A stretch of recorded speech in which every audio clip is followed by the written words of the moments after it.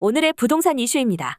단군 이래 최대 사업이라는 서울 강동구 둔촌주공 재건축의 일반 분양 일정과 금액이 확정됐습니다. 2019년 말 착공을 시작해 건설사들과 조합원 간의 공사비 증액을 놓고 갈등이 있어 공사가 지연됐었지만 현재 절반 넘는 공사가 진행됐습니다. 재건축이 완료되면 단지 규모는 1만 2,032가구의 매머드급 대단지로 탈바꿈됩니다.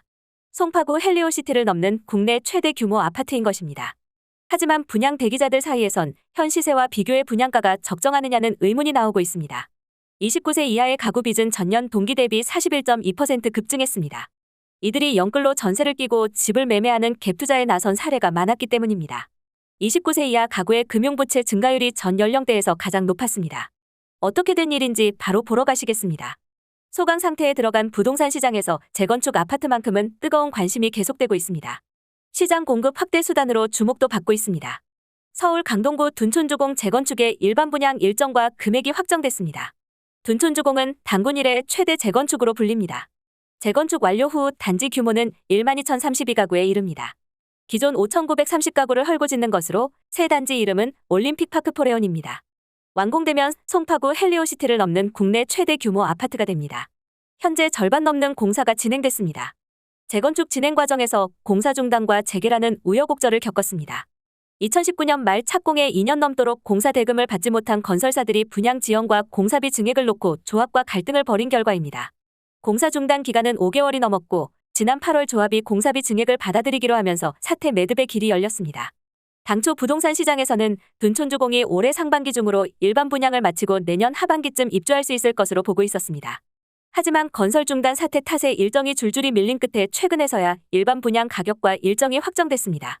둔촌주공의 평균 분양가는 3.3제곱미터당 3,829만 원으로 확정됐습니다. 조합 측은 희망 분양가로 3.3제곱미터당 4,180만 원을 신청했지만 심의 과정에서 일부 삭감됐습니다.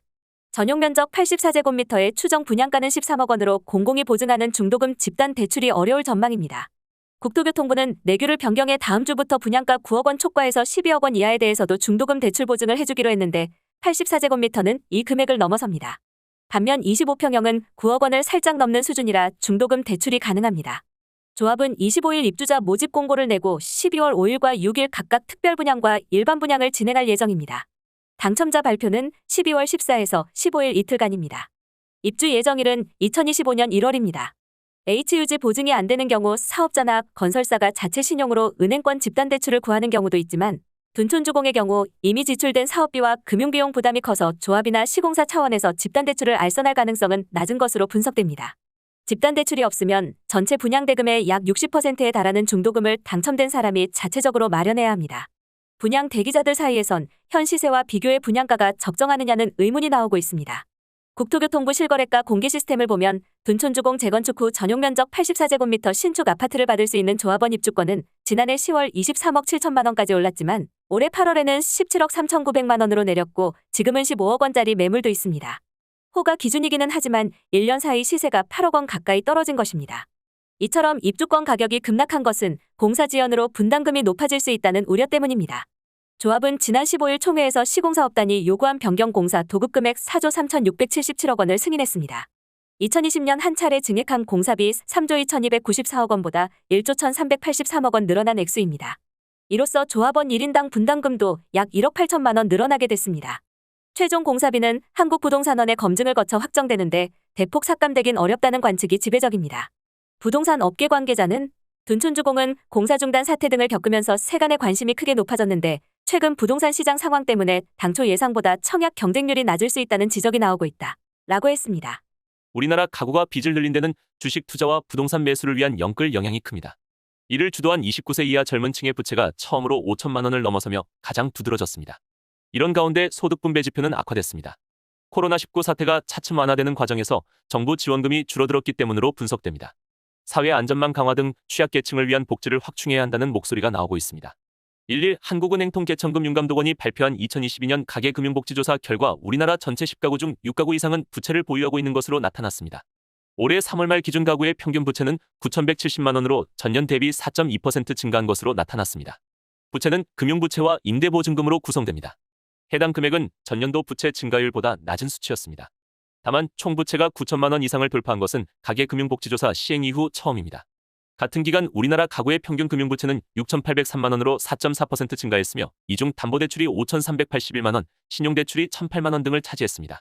임대보증금은 2,367만 원으로 3.6% 증가했습니다. 이 기간 가구의 평균 자산은 5억 4,772만 원으로 9.0% 증가했습니다.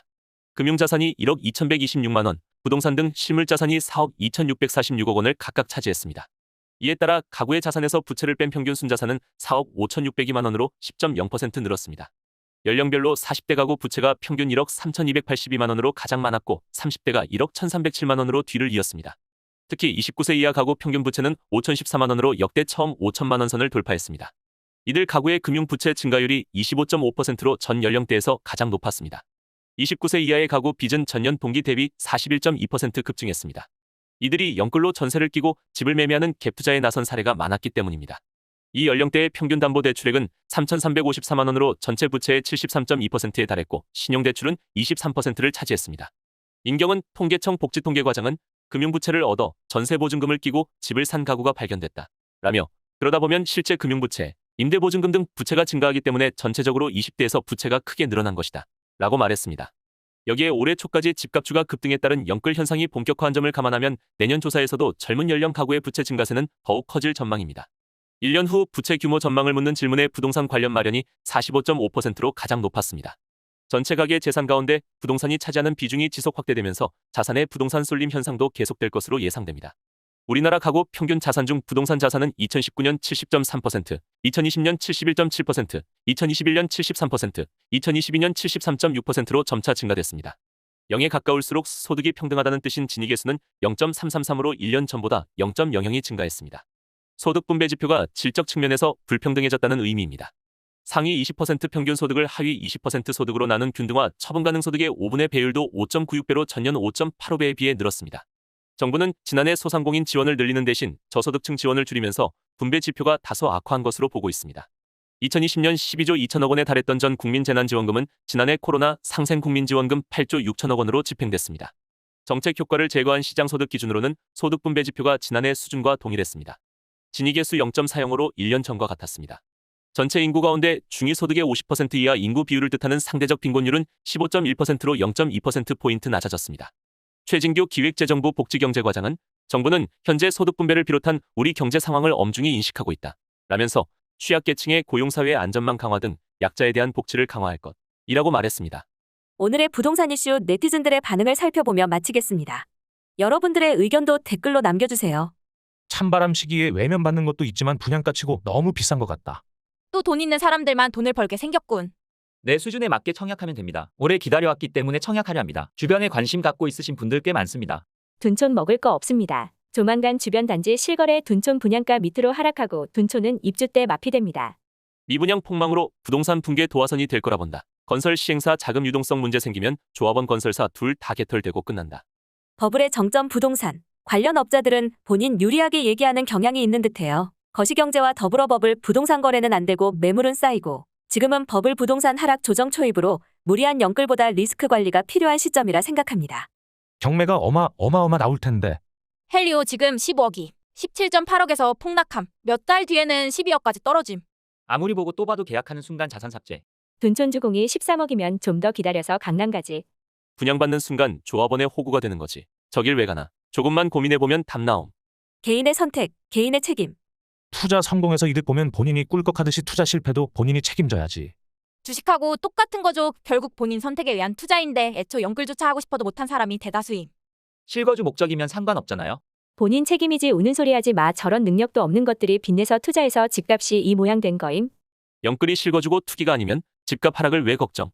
지금은 가격 하락이 아닙니다. 제자리 찾아가는 과정이고 제자리 찾은 후 금리 인상 등에 의한 가격 하락이 추가 진행되어야 하고 추가 속도에 의한 과한 하락도 나와야 합니다. 거품 폭등이 있으면 금리 폭락도 발생하여야 합니다. 이제까지는 집값이 금리를 중심으로 움직이고 있지만 좀 더 있으면 경기 침체를 반영하기 시작할 거임. 2017년 가격으로 내려가서 집값이 안정되어 국민들이 평정심을 가졌으면 좋겠습니다. 거품을 아직 걷어내지 못했습니다. 갈 길이 아직 멀다고 생각합니다. 여기까지 네티즌들의 반응이었습니다. 시청해주셔서 감사합니다. 여러분들의 의견도 댓글로 남겨주세요. 구독과 좋아요는 영상 제작에 큰 힘이 됩니다.